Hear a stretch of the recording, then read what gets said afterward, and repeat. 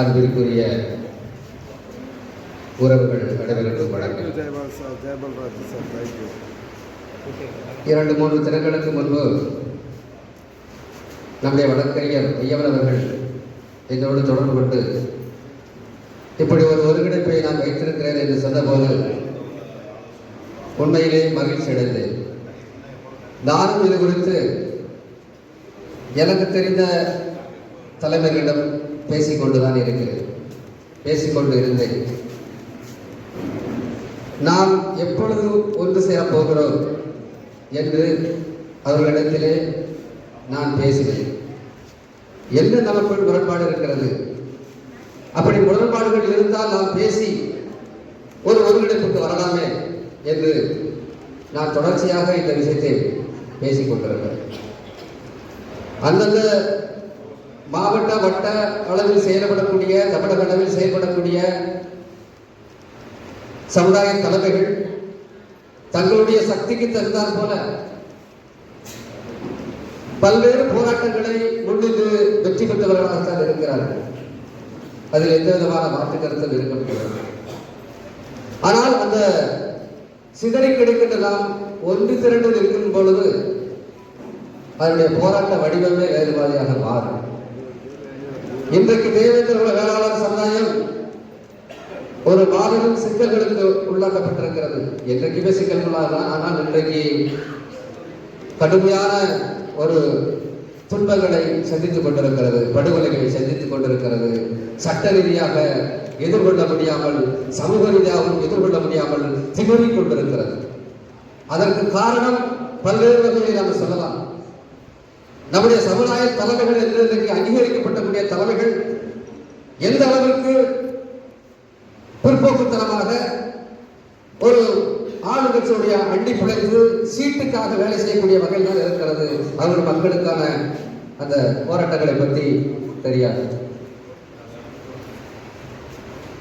ஆக இப்படிப்பட்ட நிலைமையில் மு.க. வையவன் அவர்கள் கோரிக்கைகளை ஒன்றிணைத்து, அதாவது நம்ம ஒரு கூட்டணி அமைப்போம், தேர்தலுக்கான கூட்டணி அமைப்போம் அப்படின்னா ஒரு ஆள் வரமாட்டாங்க.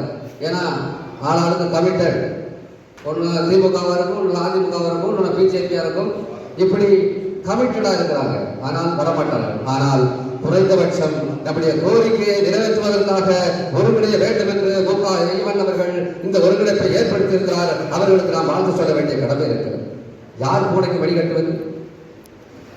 எல்லாருக்கும் இழப்பு இருக்கத்தான் செய்கிறது. ஒரு பிரச்சனையை மையமாக வைத்து அந்த கோரிக்கையை வென்றெடுக்க வேண்டும் என்று சொன்னால் ஒரு கை ஓசை பத்தாது.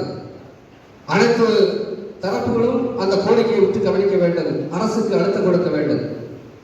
அப்படி இன்றைக்கு நடக்கிறதா என்றால் நம்முடைய பெரும்பான்மையான கோரிக்கைகள் அரசுக்கு போய் சேர்வதே இல்லை. சட்ட ரீதியாகவும் இன்றைக்கு ஒருங்கிணைப்பு இல்லை. சட்ட போராட்டமும் சமூக போராட்டமும் ஒன்றிணைப்பதுதான் நம்முடைய கோரிக்கைகள் வென்றெடுக்கப்படும்.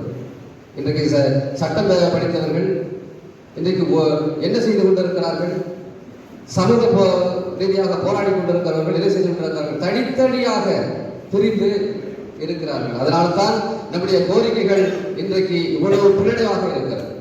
இந்த பேசியவர்கள் சொன்னார்கள், சின்ன உடைப்பு பகுதியில் அங்கு தேவையற்ற முறையில் நம்முடைய வீடுகளை ஆக்கிரமிப்பு செய்வதற்கு இந்த அரசு எந்திரங்களும் கடுமையான முயற்சி மேற்கொண்டு வருகிறது.